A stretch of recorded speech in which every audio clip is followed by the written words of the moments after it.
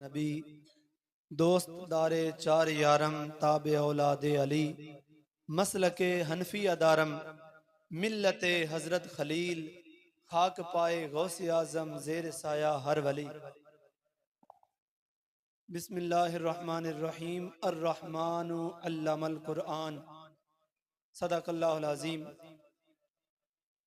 मुअज़्ज़ज़ मोहतरम सदर महफिल जिगर गोशाए पीर शाह जहां साहबजादा पीर मोहम्मद मजहर कयूम बीरबलवी सज्जादा नशीन आस्ताना आलिया बीरबल शरीफ और मेरे मोहतरम बुजुर्गों दोस्तों तालब इलम साथियों, साडा अज दा ये प्रोग्राम साड़ी ये महफिल इलम और इलम हासिल करन वालियां दी फजीलत वास्ते मुनाकिद है कि इलम दी की फजीलत है, इलम हासिल करन वालियां दी की फजीलत है।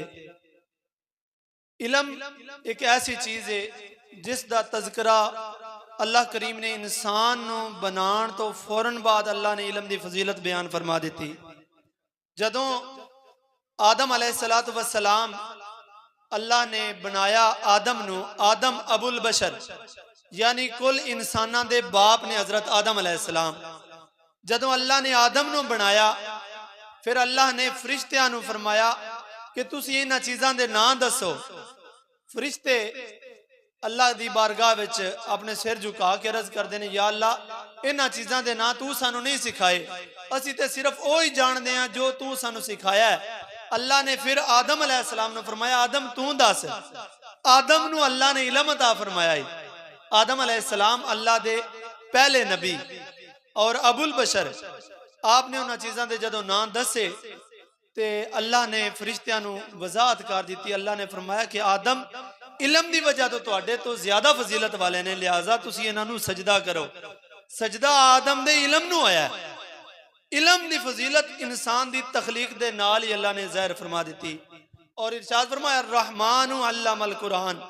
ओ रहमान, ओ अजीम जात है जिसने कुरान सिखाया है, अपने महबूब नूं इलम अता फरमाया।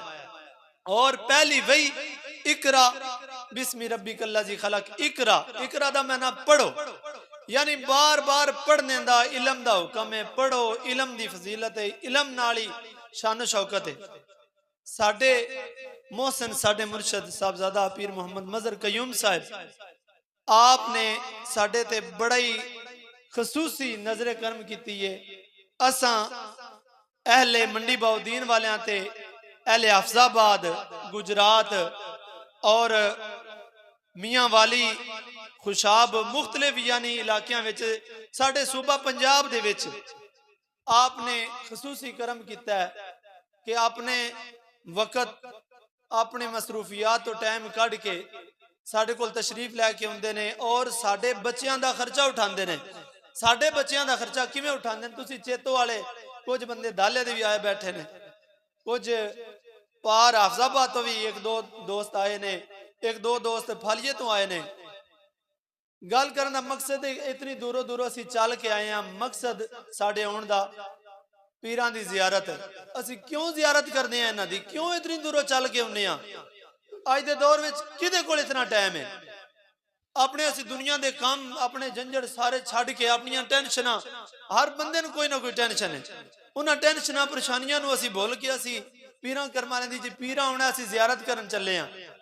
वजह की है? वो दीन दी खिदमत करदे हैं। इस दौर दे विच जरूरत है इस चीज दी।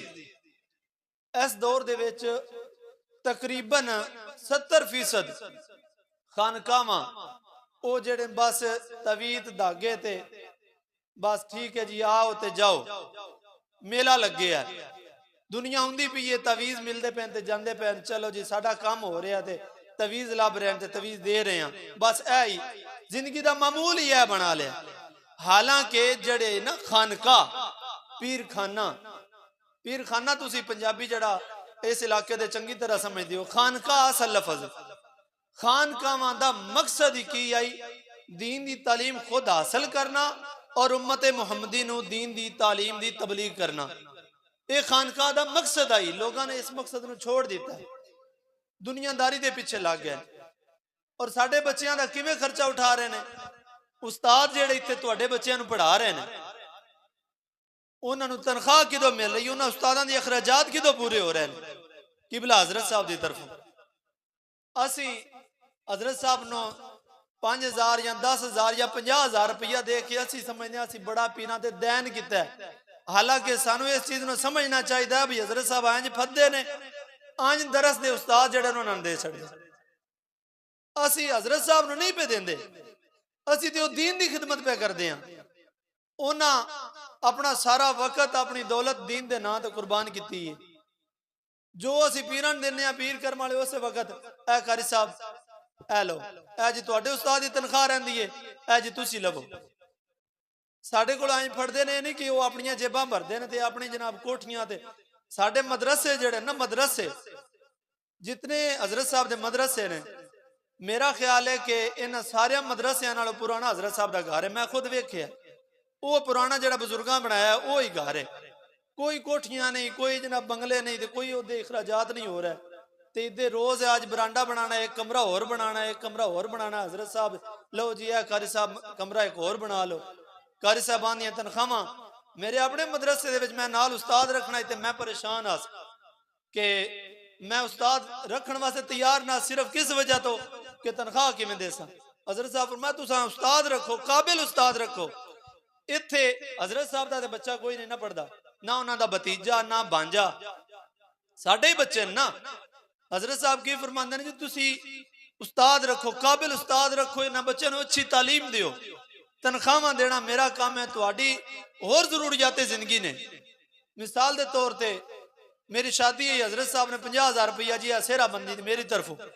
हालांकि अल्लाह का शुक्र है मेरे वालिद हैं, भाई हैं, चंगा निज़ाम है, आप ही असी सारा अखराजात कर सकते हैं। लेकिन हजरत साहब की मुहब्बत है साडे नाल, क्यों असी दीन की ड्यूटी पे देने, असी तुहाडे बच्चों को पढ़ाते पे हाँ।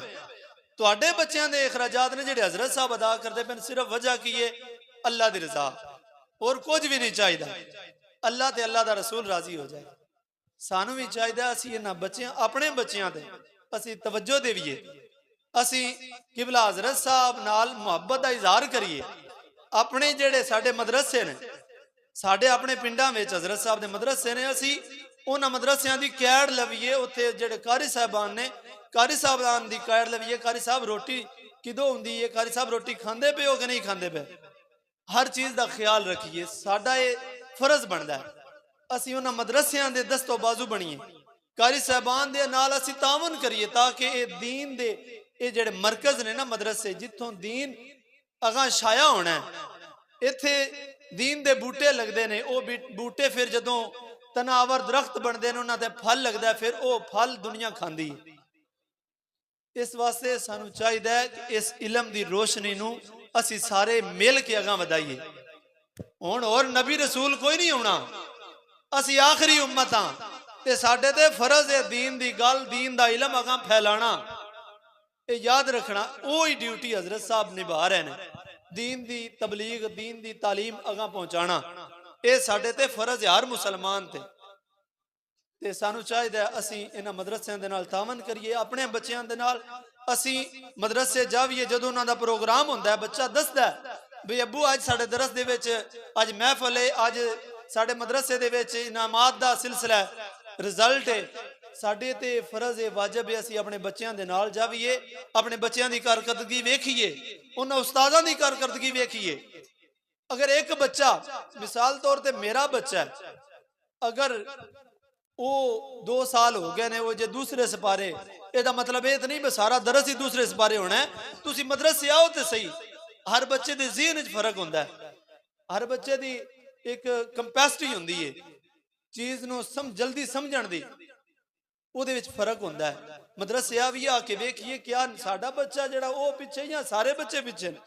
अगर असीं वेखने आ कि साडा बच्चा दूसरे सिपारे और दूसरा बच्चा ਉਹਦੇ नाल दा ਜਿਹੜਾ ਉਹਦੇ नाल दाखिल होया, ਉਹ 17वें सिपारे पहुंच गया, फिर इस दे विच उस्ताद दा कसूर ते नहीं ना।